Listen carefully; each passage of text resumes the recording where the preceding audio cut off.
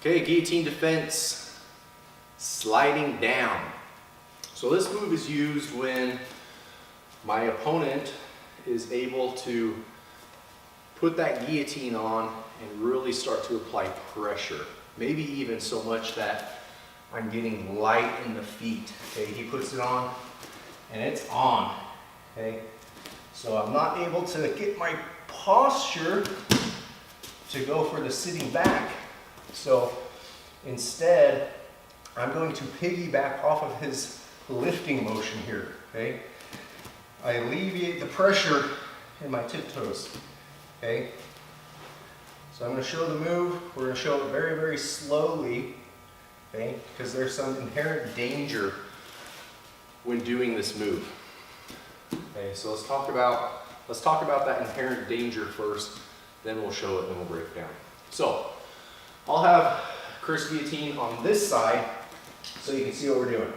This arm is coming over nice and deep. I want my shoulder under his chin. Okay. When my shoulder goes under his chin, he can no longer tuck his head to roll.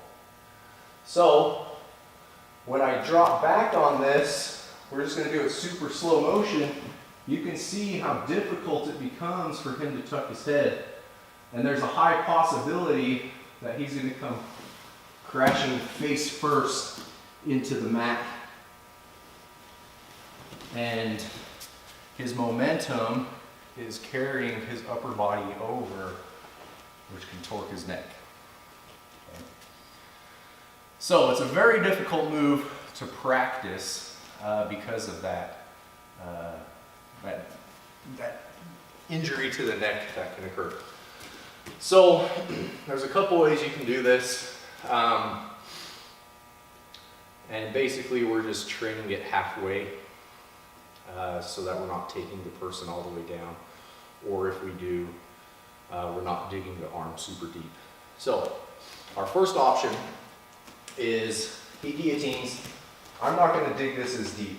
You can see I'm just putting my arm over so that he can still tuck his chin. Okay. That way when I jump, slide down, he still has an area to tuck his head. Okay.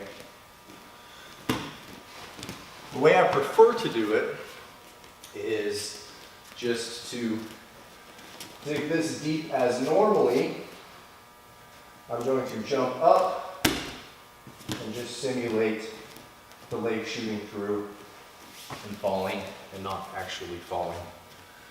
Okay. It's, in my opinion, worth not practicing this one all the way, because once we reach this point here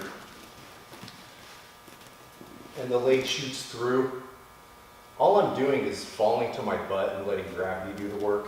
So we're not really missing out on a ton of technique there, because at that point we're just falling to the ground. So we'll go ahead and kind of break this down, show it a couple times, and I'm not going to show it too many times with the roll, but instead we'll show it mostly just staying standing. So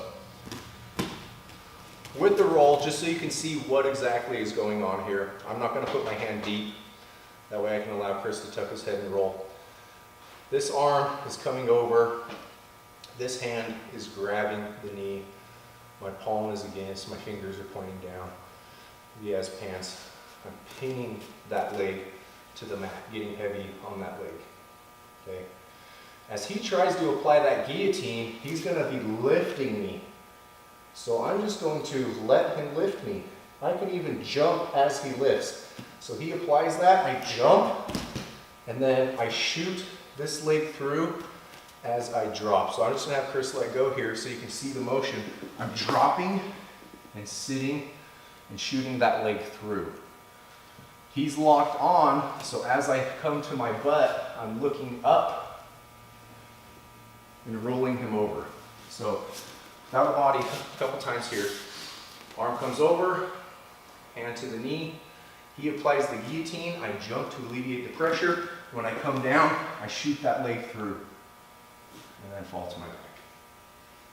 Roll over. Okay, so maybe one time with the roll. Again, my arm is not deep. He applies pressure, jump, shoot. And I'm loosening there just so he can roll.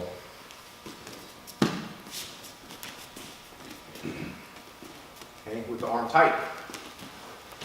Arms deep, shoulders in his throat. He applies pressure. Right there, I'm just stopping. Okay. That's the safest way to train this move. Okay, a couple times from this side. Guillotines, arm comes over, nice and deep. Hand here. Okay, and just simulating shooting the leg through with staying standing. So, good luck. Don't go hard on it, and be a good partner, and allow your partner to tuck his chin, or ideally, just don't go to the ground with it.